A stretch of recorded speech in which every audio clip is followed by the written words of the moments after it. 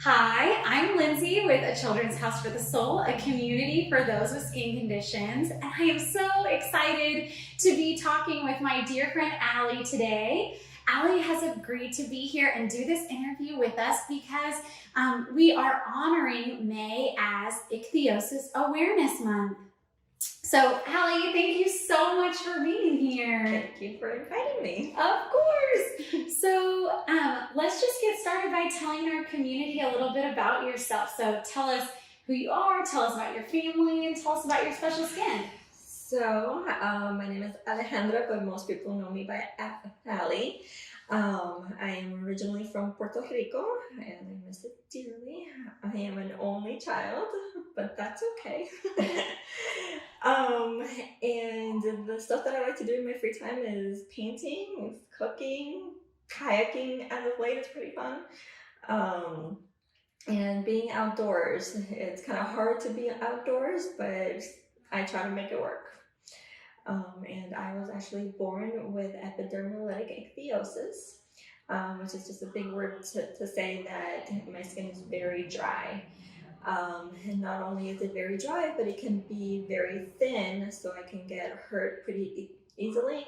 And then at the same time, it can be really thick and mostly in the joints, so it can be hard to bend and move. So skincare is definitely a big priority in my life. And thankfully, there is a lot of products out there that my family has kind of tried, and I've finally been able to figure out something that works for me. But yeah, what what else can I say? Well, a lot, because I have lots more questions for you. So you mentioned your skin was could be thin and fragile. So how was that growing up when you're learning to play and all of that?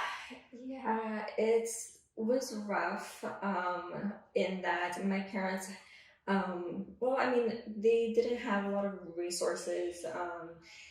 I grew up in an age that there wasn't internet, so they kind of knew what was in their world. And I'm not sure if I was the first person in Puerto Rico to be born with ichthyosis, but it sure felt that way. So they kind of just tried, certain things, and if it didn't work, then they tried more, which I'm very grateful for. Because they didn't give up. And as far as playing, they kind of kept me indoors a lot, which was frustrating. And as a kid, you kind of don't understand why, but now I understand why. And fortunately, I was very blessed to be able to find, or I guess my parents found kids that didn't mind playing gentle or playing soft. So they would usually just come over to the house and we play with soft stuffed animals or soft Play-Doh, soft things. And so they kind of made it work, but it was hard because, out the window you could see the kids kicking the ball around or climbing trees or whatnot, and can be sad. But my mom was my best friend, and we would always play together, and she would just kind of always distract me and let me mess up the entire kitchen if that's what I wanted to do. I think one of my favorite things was taking all the cans like from the kitchen into the bedroom. Don't ask me why, but she would just let me all day long, just taking one can to the other. So, which sounds kind of sad, but I found it very entertaining. Hey, I bet a lot of kids don't get to build with the canned food in their house. So yeah. That's funny and fun. It's sweet to think about. It sounds like your parents were a little bit afraid, naturally so, to let you do too much, but they still found a way to accommodate you and give you some freedom within the limits they were comfortable with while they were learning, because they really didn't know very much about your skin at that point. Not at all. I mean, when I was born, I was kind of in an incubator for months because they had no idea what to do with me. When kids with ichthyosis are born, especially my skin condition, they're kind of born without skin because it just kind of peels off. And so you can imagine what that looks like. And so the doctors weren't exactly sure what to do. And it wasn't until many months after that they were able to send out biopsies of my skin condition to the US. And then finally, at some point, the diagnosis came, and that, my parents can hold me and they can take me outside of the hospital. So, that was like the only thing that they had to go by. It was a diagnosis. And the doctors, all the dermatologists in the little island kind of didn't know what to do. And fortunately, we did have phones, I'm not that old. And they were able to get in touch with some doctors here in the States. And that's when, skincare kind of developed, and through trial and error, lots of error.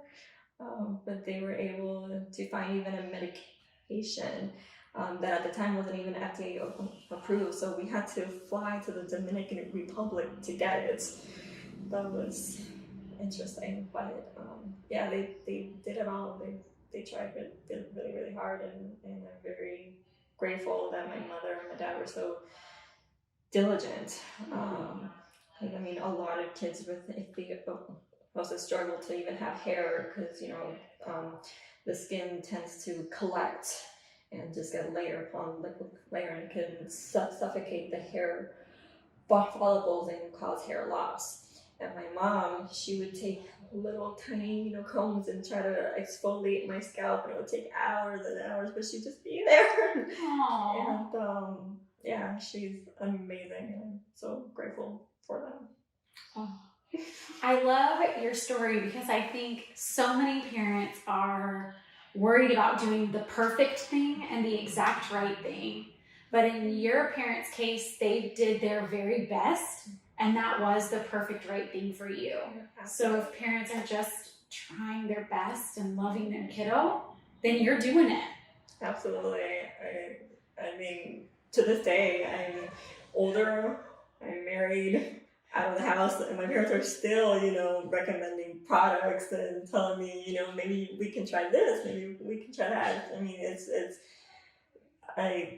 they will forever be, taking care of my skin and of me, and I'm so grateful for that. Yeah, we need them always, right? Yes, absolutely. The sooner we admit that, the better things will be. Oh my gosh, that's so true. So you mentioned, actually, so tell me about your skincare routine, and like, how did it evolve as you guys kind of learned about your skin? Yeah, so I don't remember too much when I was younger, but I know that my mom did a lot of exfoliation, because she did learn about that the thickness of the skin through exfoliation can make it a little bit more manageable and more comfortable, because you can get really uncomfortable in your skin. It's hard to bend your joints and whatnot. But let's talk about my older years, that I discovered so many things. So one thing that I do on a few times a week is that I have to soak in a bathtub. And I usually soak anywhere from like 3 to 4 hours. It kind of depends on how tough my skin is. And I put baking soda in there. And now I do Epsom salts as well, but baking soda, that was some random comment that somebody said at a camp for kids with skin conditions that I went to, and who knew. And so that helps kind of soften my skin, and I'm able to exfoliate better. After the 3-hour bath, then it's more exfoliation with either pumice stones or gloves or whatnot. That takes a while, and then after that is lotions. I have an entire pharmacy in my house. I do try different products still, but one that has really helped out is the line dermal therapy. And so that process usually takes an hour, because I do lotions, I do oils, I mix them together. My skin condition doesn't affect my face and the palms of my hands as much. So I do use different things for my face and for my palms, and I do different things for my joints because my skin is thicker there. So it's a long process, it's hours. So I do have to kind of, plan my day around my skincare routine, which can be frustrating, but it's essential at the end of the day. So you gotta do it. Were you ever resistant to taking that kind of time? I feel like some kids and some teenagers may have trouble being patient with that. Oh, yes. So actually, during my, I guess, high school into college years, I didn't take soaks, I did showers. And that worked for me at the time, and in my skin condition at that time, it was completely fine. So, the shower maybe took an hour, so it wasn't that bad. And then later on in life, the shower didn't work anymore, and then I did the soak. So I feel like in the tolerance that you have and the season of time and the season of what your skin is, then you can work with that. Because I think I remember a time where, I didn't want to do lotions and I didn't want to do showers and whatnot. And I think my mom just let me. And then I quickly discovered how uncomfortable it is. And you kind of start thinking, okay, do I want to be comfortable or do I not want to shower? And I'm grateful that my parents kind of let me experience both things. And, I kind of could see the good and the bad and make the choice for myself. Because if I didn't take a shower, then I was going to be uncomfortable. And if I was okay with that, then they were okay with it too. As long as we didn't go into like infections and bad stuff, then it was fine. I don't think I ever got to that point because the uncomfort would get too much for me. But they just kind of let me experience it for myself, and that was really eye-opening. You can actually say, okay, if I don't do this, I will feel this, and I actually know it for myself. So that was a big deal for me. Yeah, that's so important, I think, to include kids and teenagers, especially as they start to grow, as sort of partners in their own care, so that they can really see. I think that was so smart of your parents, and like you said, they, it was within reason. It never got too far, but also because you were like, oh, I don't like this so much. Yeah, I think one time when we lived in the Northeast, it was very cold, and so I had to get up early before school to do my lotions and whatnot. And Mom, in trying to help me not be so grumpy about it, she bought me a oh gosh, I think it's called like a lotion warmer or bottle warmer, or something like that. And it made a world of a difference. It was not like icy cold lotion being rubbed. It was kind of warm and nice. And so just those little things that she kind of helped me make it not so bad. And around that time, I was getting up by myself, putting the lotion bottle in the warmer by myself, getting dressed by myself. And it's just really empowering to do it by yourself. Granted, my mom helped me make it easier, which is great. So it's just kind of like a partnership, I feel like, So. Oh, I love that. That's so wise. Okay, amateur alert. I'm just going to make sure we're still recording. And then I have lots more to ask you. And we are! Yay! Okay, thank you, Children's House for the Soul friends. Just making sure that we were still capturing all this good stuff because I think there's so much to learn.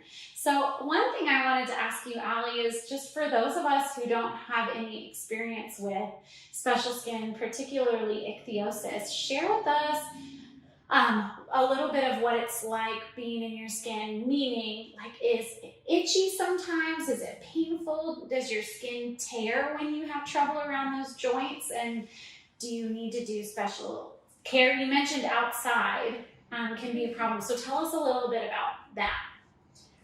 So let's first talk about outside. Okay. So because of my skin condition, temperature regulation can be tricky.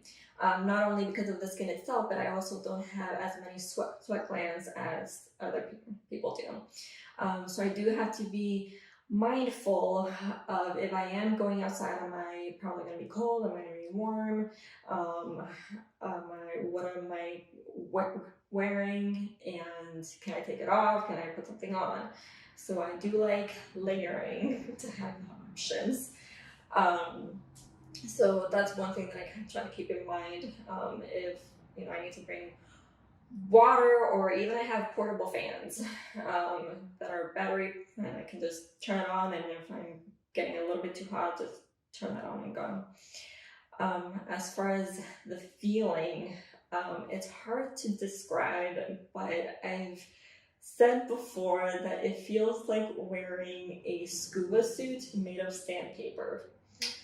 Okay. Yeah. That doesn't sound very appealing, but that's as close as I can get to it. And that's kind of like at my worst. There are things that I can do to make it feel better, but it just feels very tight, and it feels like rough, like sandpaper. Incredibly, it's thin and it's thick at the same time, which is kind of like an oxymoron. It's like a contradiction.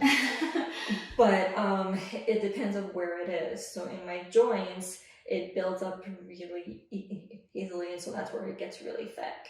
And then in the other parts of my body, it's kind of thinner. And it can tear. I've been able to tear my skin with just rubbing against a wall. So you do have to be mindful, and I do usually just use long sleeves and long pants, just so I can have that extra layer of protection. Again, with the temperature regulation, especially living in Texas, it can be interesting. But sometimes I'd rather be warm and hot and kind of red faced than having to deal with a cut because I kind of caught my arm against the chair or something like that. And as far as the thickness goes, like I mentioned before, it can be hard to bend. So I have to have my oils and my lotions with me all the time. Because they don't last all day. You gotta reapply throughout the day.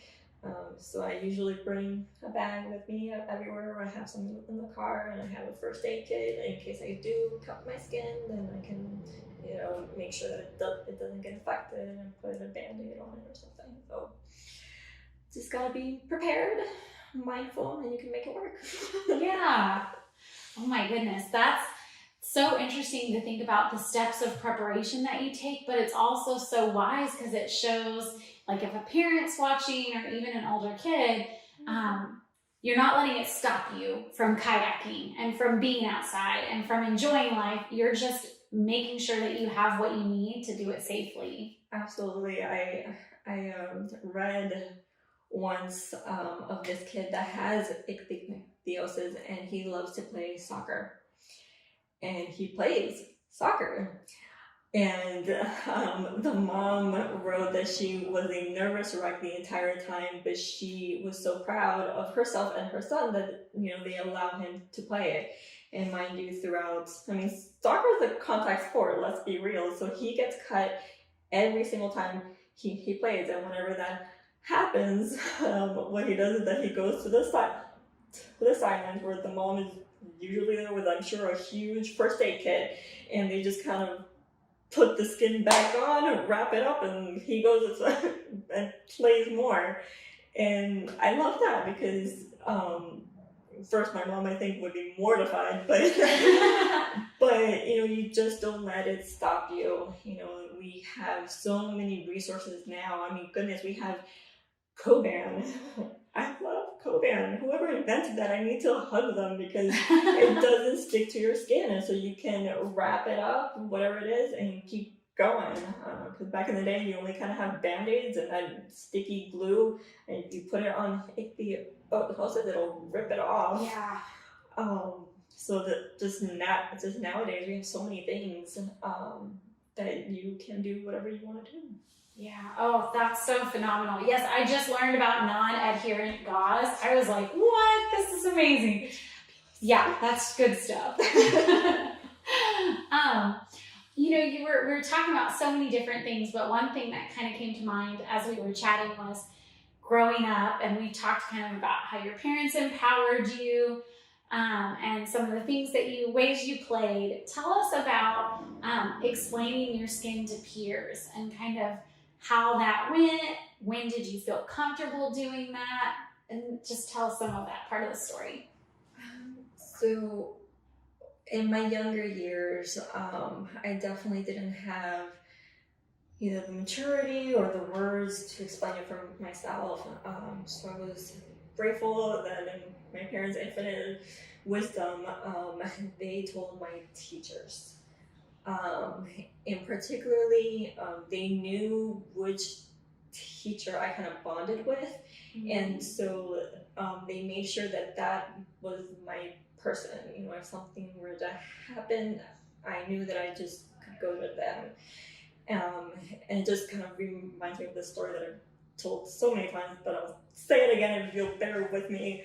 But I think it was in first grade that it was story time, and she was reading a book, and I just had an itch, like something crazy, because dry skin is itchy. Yeah. And so I was scratching, and what happens is that you'll flake, because as you scratch, it gets drier and you'll flake, and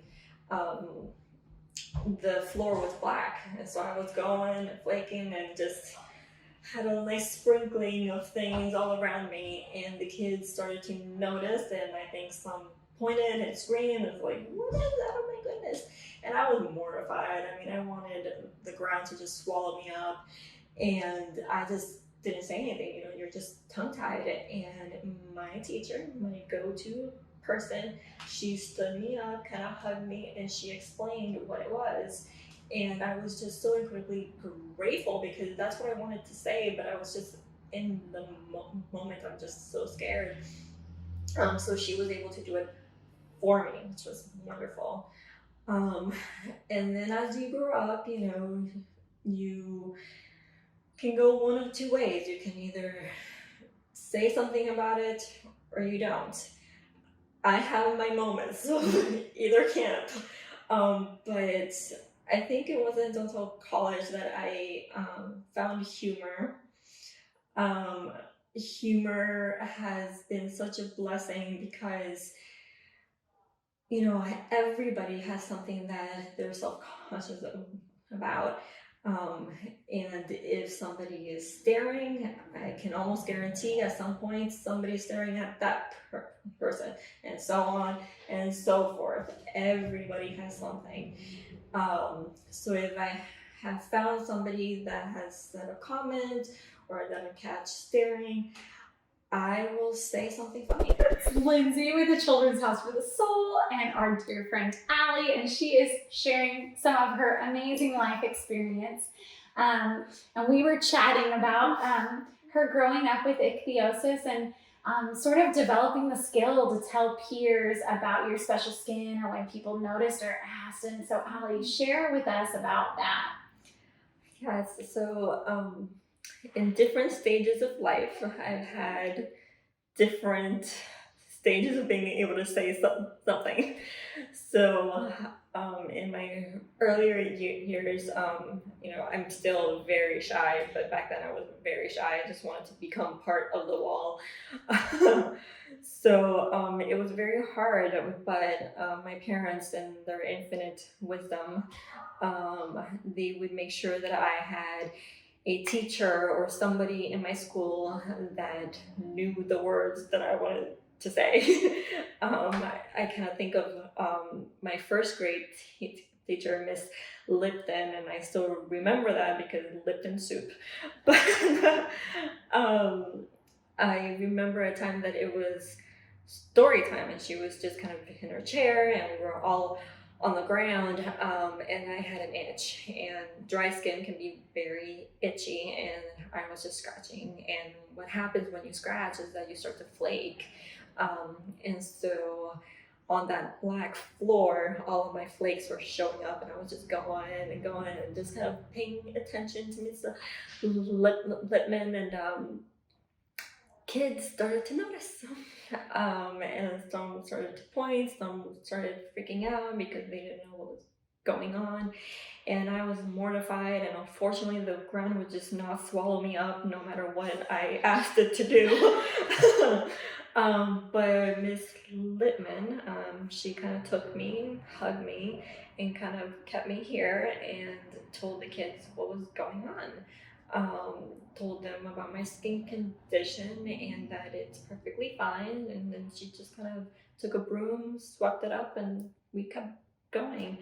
And I was just incredibly grateful because I was just tongue-tied and I was frightened and I just didn't know what to do. But an adult that had been prepared of what to say and what to do did. And it was just so great because, you know, the teasing continued and whatnot, but at that moment, the kids just didn't know what was going on. And once they did, then we could move on.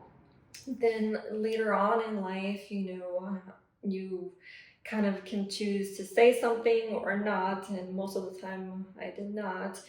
But in my adult years, I have really found humor, and it's been such a gift. Because now if I catch somebody staring or saying something unkind, I will just say something that they just don't expect. And my go-to ones are either that I'm Wolverine, because my skin regenerates and it's awesome, I have a superpower, or that I'm a unicorn because I don't have a skin that most people do. And it just kind of catches them all off guard because it's like, what did she just say? And you catch them off guard, their judgment or preconceived notions are kind of pushed aside for a second, and then you can kind of start in a fresh plate. And if they're willing and if you want to, you can educate them and kind of, hey, I have a skin condition, but it's okay, it's not contagious. And I kind of tried to take the opportunity to say, hey, there is differences out there. Let me show you one so that the next time that you see somebody with something different, hopefully you will be better prepared and you will respond in a better way. I love that. That's so good. There's so many good pearls of wisdom in there. I love you using humor and kind of starting the slate clean like you talked about, but also thinking back to Miss Lipton and her time with you in the classroom, the fact that she first showed all the other kids by giving you a big hug, like, hey, it's okay, this is still the same Allie that we've always known, and then sweeping it up and just explaining. And so many great things came together to help you in that moment. I feel like a lot of teachers and parents want so much to say that the perfect thing that it stops them from saying anything. But your parents had kind of come alongside her and given her some of the words, and then she wasn't afraid just to show that she loved you and that it was fine. And that was all. She didn't have to say anything perfect. A textbook answer. Not at all. It's just anything is better than nothing at the end of it all. And education will always beat out ignorance, I guess, because in our ignorance of being a child and not knowing what's going on, once there's light shed on it, that fear and wonder and worry just go away. And it works. So please do say something. I love that. Yeah, demystifying it. Yeah, exactly. Yeah. Making it's normal. It's just like any other thing you might have a question about. Exactly. Oh, I love that. Oh, Allie, I love that we're talking about demystifying it and sort of making it normal, because I have a question for you I thought of as you were chatting. You know, a lot of times I invite parents of kiddos with special skin to some of our events or to get involved in our community. And they share with me that they're afraid that if their child sees another child with ichthyosis, maybe that's more severe than theirs, or having maybe more of a flare, or if their child sees other kids with alopecia or other kids with atopic dermatitis, or fill in the blank, they say, I think if they see other kids like that, then they'll know that they're different. Tell us what you think about that in the community. If I'm gonna be completely honest, more than likely they already know. I mean, especially now, I mean, we live in an age that there's TV and there's internet. So if they wanted to know, there's very easy ways to find out.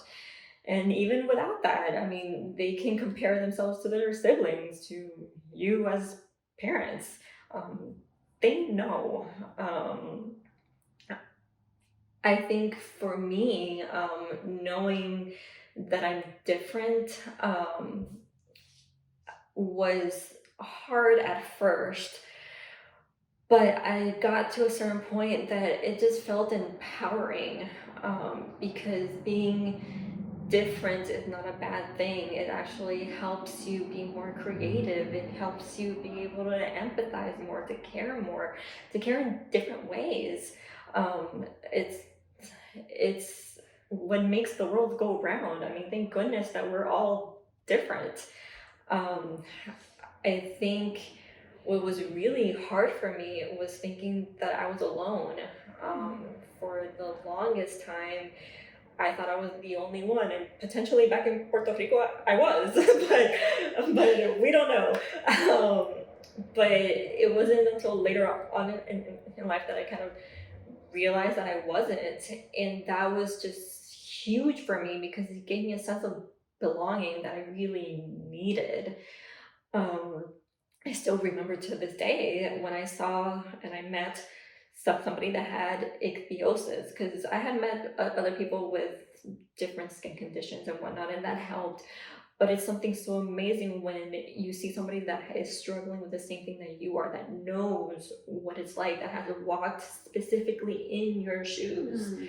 I think that was just amazing to me, and I think it can be, harder to think that you're alone than to know that you're different. So I would definitely encourage parents to not be afraid to, help their kids know that, hey, you're not alone, and let me introduce you to other ones. And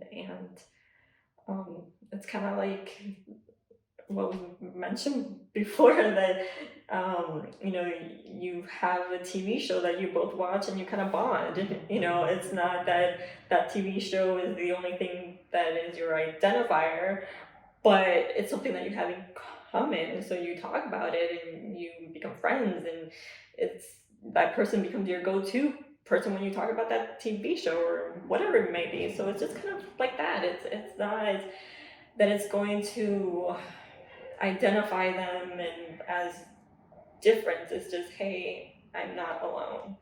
So I love it. It's another thing to have in common. And in common, coming together and not being apart. Absolutely, yeah. And we all kind of do have, you said this before, we all kind of have it in common that we do have differences. Yeah. So finding someone who has a similar life experience that impacts their difference can be really powerful. Very much so. Oh, that's beautiful, Allie. Thank you so much for sharing all your wisdom with us. We are so grateful to know you. If you want to ask Allie any questions or connect with her, you can reach out to me and I will connect you. I'm at educate@achildrenshouse.org, and you can shoot me an email. And we just want to be a support and a community for those out there so that people don't have to feel alone. That's what A Children's House for the Soul is all about. We are a community for those with skin conditions. So thank you, Allie, for helping us celebrate Ichthyosis Awareness Month. You amazing Wolverine unicorn. All right, thank you so much. Thank you.